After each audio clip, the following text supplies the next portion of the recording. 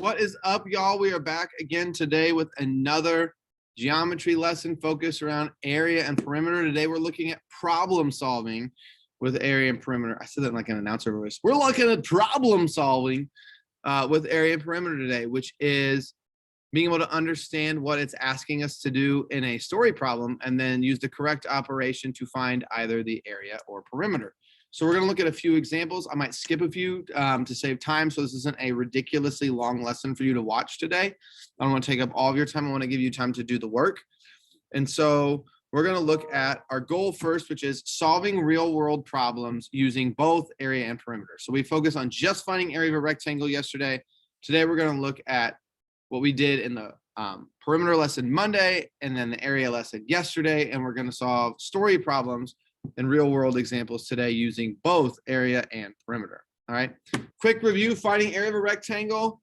Give yourself a pat on the back if you can remember the formula, what we do to solve for the area of a rectangle. If you are thinking length times width, congratulations, you are correct. So in this one, our length is 9 inches and our width is 6 inches. And so what I'm going to do is multiply those two together. I'm going to do my length 9 times my width 6, and that's going to give me 54 inches, right? I'm completely done. Wrong.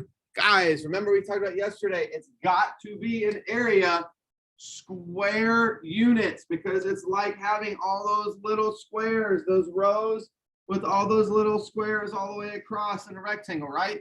So my answer is 54 square inches, right? I've got to make sure I'm using the correct label. Area is square units. Area is square units. Always keep that in mind. All right. Sometimes when you get a story problem, they're going to ask you to find the missing side length of a rectangle. And you're going to be like, Mr. Hallman, what do you mean? Yesterday, you told me that area is length times width. Right? Well, they're going to be able to expect by now in 4th grade that you can not only multiply, but you can also divide. So we're going to look at finding the area of a rectangle or using the area to find the missing side length. So in this example, it says the area of a rectangle is 42 feet. So the area should say square feet, 42 square feet. If the width of the rectangle is 7 feet, what is the length? So if I make my model, I know my width is 7 feet. I don't know my length, right? It's saying the whole square thing is 42 feet. So I know that it's asking me 7 feet times what equals 42 square feet. Right? And so I have to figure out what times 7 equals 42. Another way of thinking about that is 42 divided by 7 equals what? Right? So this is a math fact some of you might know, so I'm not going to take a whole bunch of time to work all this out. 7 times 6 is 42 square feet. Or 42 divided by 7 equals 6. Here's what's tricky. I'm only giving the side length. Am I giving the whole inside of a shape on this one? No, I'm just giving one side length. So my area is not square units when it's a side length. My answer in units is only 6 feet.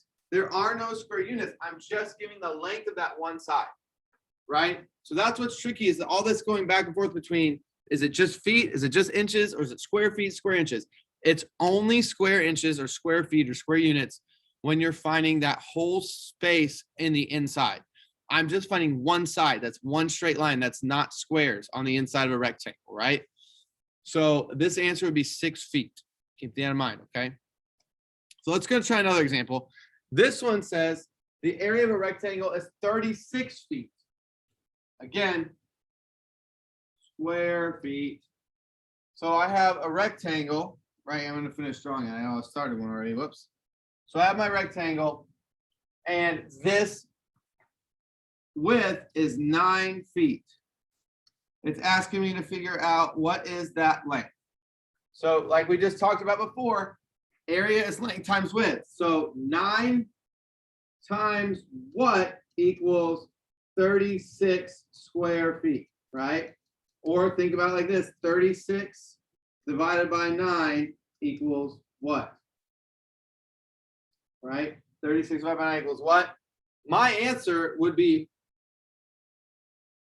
4. Hopefully you were thinking 4. You knew that math fact, right?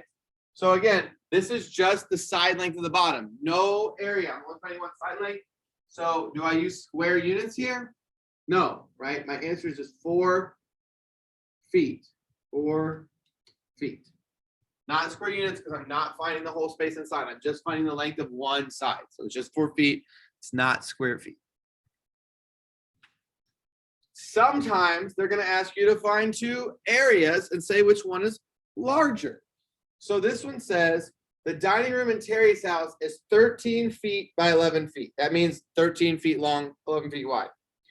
So I'm going to draw Terry's dining room right here. Terry's is 13 by 11. And it says the area of the kitchen, or the dimension of the kitchen. The kitchen is 14 feet by 9 feet.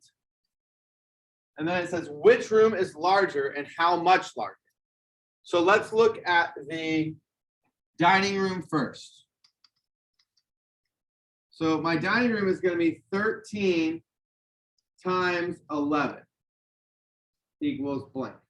So I'm going to break my 13 down into 10 plus 3. And so 10 times 11 is 110. And 3 times 11 is 33.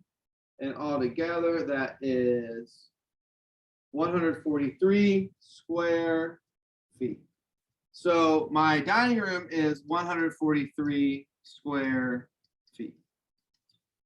My kitchen is 14 by 9, so I'm going to do that over here. So this is 14 and this is 9. I'll do it the array model here. So I'm going to break my 14 down into 10 and 4.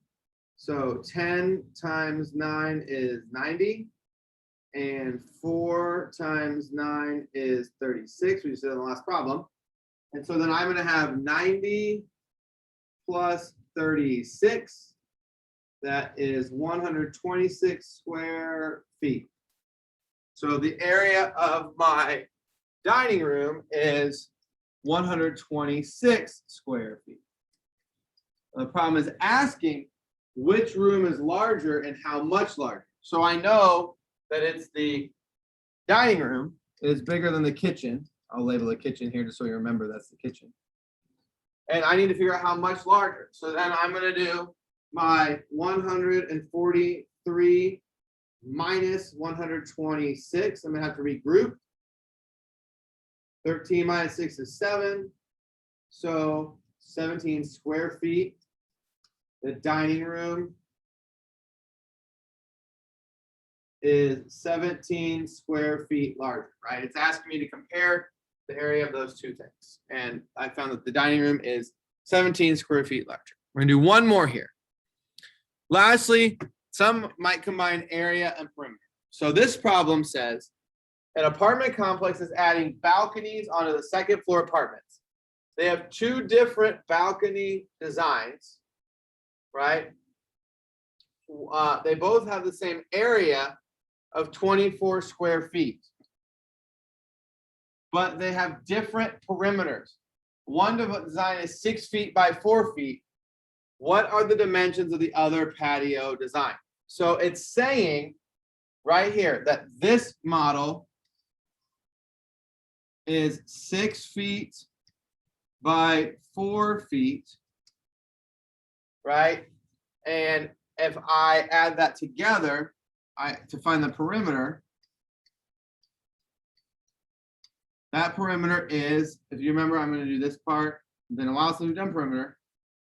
So I have 10 plus 10 equals 20 feet. So the perimeter of that shape, balcony shape, is 20 feet. So now I need another balcony that has an area of 24. So something times something equals 24 in a different perimeter. So a perimeter that's different than 20 feet. So knowing off the top of my head, I'm gonna think about what math facts I know equal 24. And I know I could do a rectangle that is 8 feet by 3 feet. And 8 times 3, so the area is 24 square feet. And let's see if that perimeter is different. So I need to add 8 plus 3 equals 11. That's these two sides at the bottom. So I need to do my other two. 8 plus 3 equals 11. And that is 22 feet. Sorry, so I should have done this math work over here where it says solve. But I know that 8 feet by 3 feet is 24 square feet, just like 6 times 4 is 24 square feet. But when I add the perimeter, that's 22 feet, and the other one is 20 feet. So my answer in units to this one is the patio is 8 feet by 3 feet. Right? 8 feet by 3 feet is going to give me the same area with a different perimeter. Okay.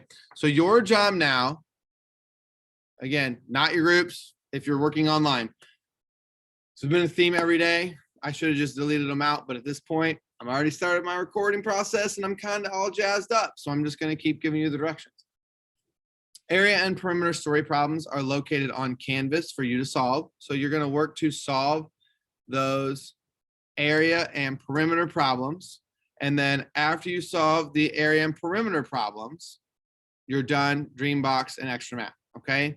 Go back in the lesson and watch examples if you need to. We got one more exciting lesson coming at you tomorrow. Good luck, you guys, and have a great rest of your day. Miss you.